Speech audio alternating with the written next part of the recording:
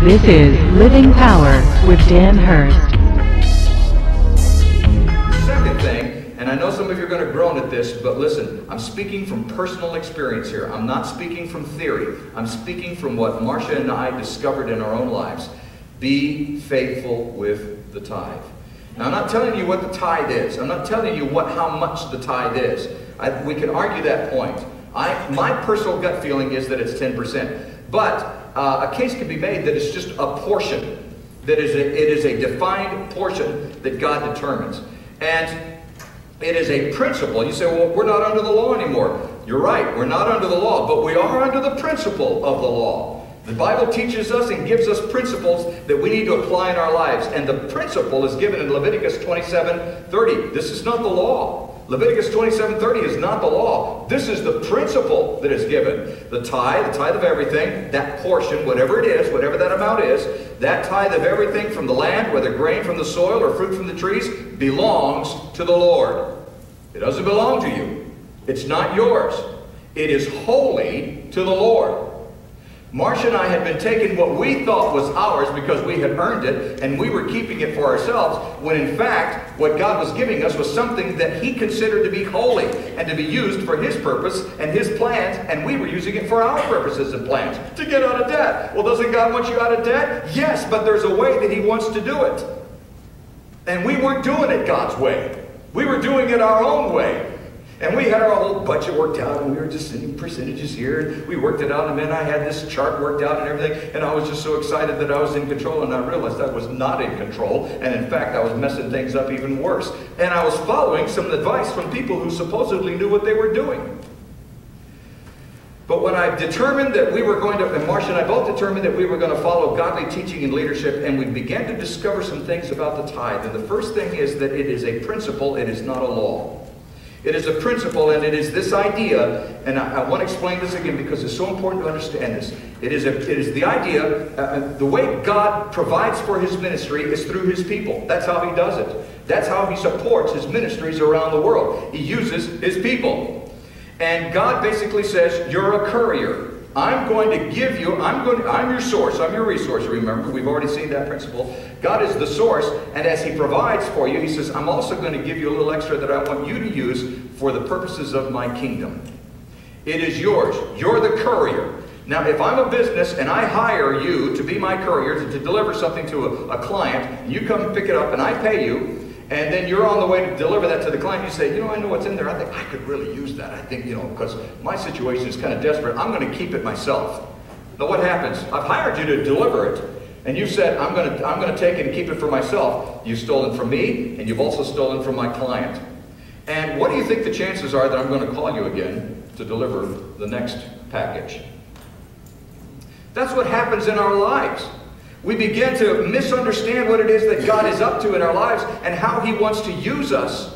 And then we don't understand why things have fallen apart, and we don't understand why God's not using us and blessing us. He's withheld the blessing because we have violated His principle and His terms and His plans for doing things. It is something that we need to confess to God and realize, God, I know you want to use me. I want to get back right with you so that you can bless me, but not just because you can bless me, because I want to be right with you, period. That's what I'm seeking for in my life. And as God discovers that He can begin to trust you with what He wants to deliver through you, He will trust you with even more. And it's a pretty good deal when you think about it. And by the way, don't do this to manipulate God. That's not the point. The idea isn't manipulating God. But think about the principle. God says, I'm going to give you $100. $90 is yours. That's how I want you to take care and meet the needs in your life and provide and pay bills and so on and so on. But 10 of that, $10, or whatever the portion is, for me, I consider it to be $10. Whatever that portion is, I want you to deliver it to a ministry that I have appointed you to deliver it to. And when God realizes that He can trust me to do that I will deliver it, then if He wants to deliver more through me, then what happens? The percentages work. The next time says, okay, I'm giving you $200. I want you can have 180. I'm going to give you take 20 and deliver it to the ministry that I want you to deliver it to. And then it just begins to increase as God realizes that He can trust me. God realizes that He knows, but He's teaching me a lesson that I can trust Him. That's really what's happening. I'm discovering and learning that, God, I can trust you. I can depend on you. Now, is it going to happen overnight, like all of a sudden, okay, I'm going to do the tithe, and all of a sudden God says, oh, here's a pile of blessings on your life? It doesn't work that way. It's part of the trust process. As you learn that you can trust God, God begins to reveal how much you can trust Him over and over and over again. Marcia and I have learned this principle. It has been a part of our lives for how many years now? You know, maybe 30 years or more. It's just been part of our lives, and we've just seen over and over and over again how God has honored this principle in our lives. It's a promise from God. It's not this, if you'll scratch my back, I'll scratch yours type thing, but it is this concept that God says in Malachi 3:10, bring the tithe into the storehouse, and so that there may be food in my house. The reason for that was because they were the source for feeding the needy. The ministry at that point was how they fed people who were hungry.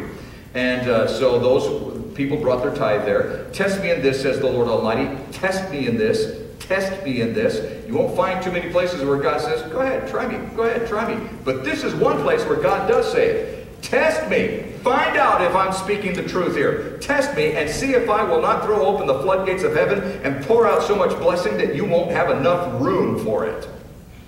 Now, when Marcia and I moved back up to Kansas City, and I took my first job in radio up here and lost the job within 60 days. When that happened, one of the first things that we did was we gathered our children together. We had 3 little children at the time, 3 boys. And, well, they're still boys. But, and we gathered them together and we explained to them, look, things are going to be a little different. Dad lost his job. We're not going to be able to just run to McDonald's at, at the drop of a hat and do this stuff. Things are going to be a little tight. But we're going to do it God's way. And I can remember sitting in that lower room. There was this little den at the lower part of this little apartment that we were living in. And sitting down in that chair with the boys and explaining this to them and saying, we're going to do it God's way. And I didn't say this to them, but I was thinking to myself, and if we go down the tubes, God goes with us. That was because I was thinking, all right, this is putting it to the test. This is test me. This is test me time, says the Lord, and see if I will not throw open the floodgates of heaven. And you know what? Things got worse. I couldn't find a job for 10 months. I mean, there was some little odd things that I did here and there, but I couldn't find a real job for 10 months. But then God began to really open up those doors. And as we continued being faithful to Him, God began to bless and honor. And you know what? Even during that period of time, during those 10 months, it seemed like God He never let us go hungry. He provided, He met needs. Sometimes it was through family, sometimes it was through friends, sometimes it was through churches. And we got a check in the mail one time from somebody we didn't even know. And God just does it that way. That's the way God does it, if you will do it His way. It's not the scratch my back and I'll scratch yours type thing, but it is a promise that if you will test me, I will show you that I can be trusted.